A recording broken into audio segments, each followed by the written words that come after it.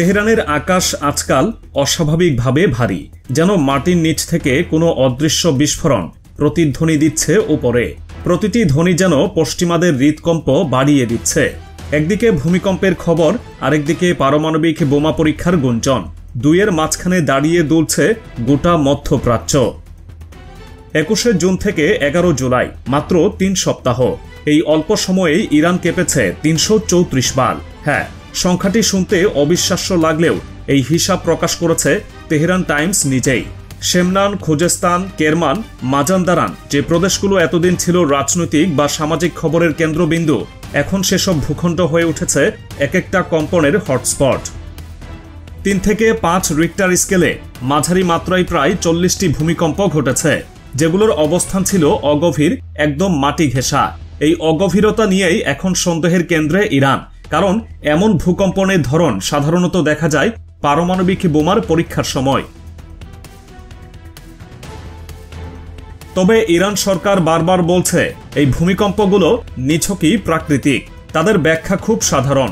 Iran এমন এক ভূঅঞ্চলে অবস্থিত যেখানে টেকটনিক প্লেটগুলোর গতিশীলতা স্বাভাবিক, কিন্তু পশ্চিমা গোয়েন্দা সংস্থাগুলো এই ব্যাখ্যায় খুব একটা ভরসা পাচ্ছে না। তারা বলছে ভূমিকম্পগুলো ইঙ্গিত দিচ্ছে এমন কিছু কাজের যা উপরে দেখা যায় না, কিন্তু নিচে ঘটে যাচ্ছে নিরবধি। পশ্চিমা দুনিয়ার সন্দেহটা কিন্তু একেবারে অমূলক নয়। ইতিহাস বলছে এর আগেও যখন কোনো দেশ গোপনে পারমাণবিক পরীক্ষা চালিয়েছে, তখন আশেপাশে ভূমিকম্প দেখা গেছে। উত্তর কোরিয়া তার জীবন্ত প্রমাণ। আবার পাকিস্তানেও ঠিক এমনই অদ্ভুত ভূমিকম্প দেখা গিয়েছিল 1998 সালের সেই গোপন পরীক্ষার আগে পরে। ফলে এবার ইরানের দিকে যে নজর পড়বেই তা খুব স্বাভাবিক। আর তাছাড়া সময়টাও বেশ অস্থির। ডোনাল্ড ট্রাম্পের মধ্যস্থতায় ইসরায়েল ও ইরানের মধ্যে যুদ্ধবিরতি ঘোষণার পর থেকেই ভূমিকম্প বাড়ছে। যুদ্ধবিরতির আগে আমেরিকা জোর গলায় বলছিল ইরানের পারমাণবিক স্থাপনাগুলো ধ্বংস করে দিয়েছে তারা, কিন্তু যুদ্ধবিরতির পরপরই সেই গর্ব যেন স্তব্ধ হয়ে যায়। কারণ পেন্টাগনের পক্ষ থেকে প্রকাশ্যে জানানো হয় ইরানের মূল অবকাঠামো ধ্বংস করা সম্ভব হয়নি, বড়জোর কয়েক বছরের ক্ষতি হয়েছে। আর এখানেই আসে সবচেয়ে চমকপ্রদ তথ্য। আমেরিকার কথার বিপরীতে ইরান নিজেই দাবি করছে তাদের পারমাণবিক স্থাপনাগুলো আগেই গোপন সুরক্ষিত এলাকায় স্থানান্তর করে ফেলা হয়েছে। ইউরেনিয়াম গোপনে সরিয়ে নেওয়া হয়েছে এমন সব অঞ্চলে যেগুলো আজও আমেরিকার রাডারে নেই। এর সত্যতা মেলে আন্তর্জাতিক সংবাদ মাধ্যমে প্রকাশিত কিছু উপগ্রহ চিত্রে, যেখানে দেখা যায় যুদ্ধের সময় পারমাণবিক স্থাপনাগুলোর আশেপাশে বড় বড় ট্রলি ও লরি দাঁড়িয়ে থাকতে। এসব ট্রলি কি পরিবহন করছিল তা প্রকাশ করা না হলেও পশ্চিমারা বলছে সেগুলোতেই নাকি গোপনে সরিয়ে নেওয়া হয়েছে ইউরেনিয়াম। এই পুরো প্রক্রিয়াটি হয়েছে এমন নিখুঁত কৌশলে যেন ইরান ধরেই নিয়েছিল মার্কিন হামলা আসবেই। আর সত্যি তাই হয়েছে। কিন্তু প্রশ্ন উঠেছে, যদি ইউরেনিয়াম সরিয়ে নেওয়া হয়ে থাকে তাহলে তার গন্তব্য কোথায়? আর সেই স্থানে কি এখন চলছে গোপন পারমাণবিক পরীক্ষা? তেহরান টাইমস ও আল মায়াদিনের একাধিক রিপোর্টে ইঙ্গিত পাওয়া যাচ্ছে খুজেস্তান ও মাজানদারানের কিছু অংশে অতি নিম্ন স্তরে ভূকম্পন এমনভাবে ঘটছে যেগুলোর ধরন পুরোপুরি মেলে আন্ডারগ্রাউন্ড এক্সপ্লোশন বা বিস্ফোরণের সঙ্গে। এবং এই একই সময়ে ইরানে রাষ্ট্রীয়ভাবে পারমাণবিক কর্মসূচি নিয়ে এক রহস্যজনক নীরবতা বজায় রাখা হয়েছে। সাধারণত এমন একটি প্রকল্পের সাফল্য বা অগ্রগতি নিয়ে ইরান সরকারের পক্ষ থেকে জনসম্মুখে ঘোষণা আসত, কিন্তু এবারে সেই শব্দ নেই। আছে শুধু গুঞ্জন, আতঙ্ক আর কাঁপন। আর কাঁপনটা শুধু ভূমিকম্পে নয়, সেটা ছড়িয়ে পড়েছে আন্তর্জাতিক মহলেও।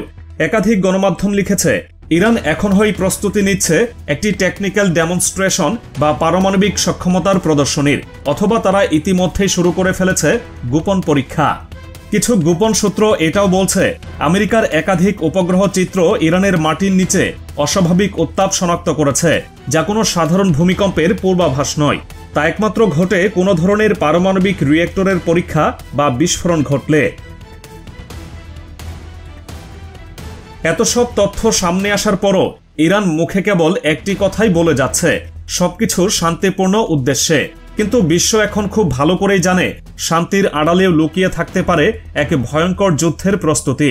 আর বর্তমান পরিস্থিতিতে যেভাবে ভূমিকম্প বাড়ছে, যেভাবে তথ্য ফাঁস হচ্ছে, আর যেভাবে আন্তর্জাতিক মিডিয়াগুলো একে একে একই সন্দেহ তুলে ধরছে, তাতে প্রশ্নটা আজ আর আবেগের জায়গায় নেই। এটা এখন প্রমাণ খোঁজার খেলায় পরিণত হয়েছে। আর সেই প্রমাণ খোঁজার লড়াইতেই নতুন মাত্রা যোগ করেছে চীন। ঠিক এমন এক সময়ে যখন গোটা পশ্চিমা বিশ্ব ইরানের পারমাণবিক কর্মসূচিকে কেন্দ্র করে তীব্র উত্তেজনায় ভুগছে, তখন এক অনাড়ম্বর ঘোষণায় যেন গোটা হিসেবই উলটপালট করে দিল বেইজিং। মাত্র কদিন আগেই চীনের পররাষ্ট্রমন্ত্রী ওয়াং ই জানিয়ে দিয়েছেন, ইরান যদি পশ্চিমাদের চাপের মুখে পড়ে তবে চীন তাকে সব ধরনের সহায়তা দিতে প্রস্তুত। আর এই ঘোষণা ছিল একরকম প্রতিশ্রুতি, একরকম রণহুঙ্কার, যার প্রতিধ্বনি এখন স্পষ্টভাবে শোনা যাচ্ছে তেহরানের প্রতিটি কক্ষচ্যুত ভূমিকম্পের নিচে। ওয়াংয়ের এই ঘোষণার পরপরই চীনের নির্মিত শক্তিশালী HQ-9 আকাশ প্রতিরক্ষা ব্যবস্থা ইতোমধ্যে ইরানে পৌঁছে গেছে। আর ভবিষ্যতে যে টেনসি যুদ্ধবিমান সরবরাহের সম্ভাবনাও একেবারে উড়িয়ে দিচ্ছে না আন্তর্জাতিক প্রতিরক্ষা বিশ্লেষণ কেন্দ্রগুলো।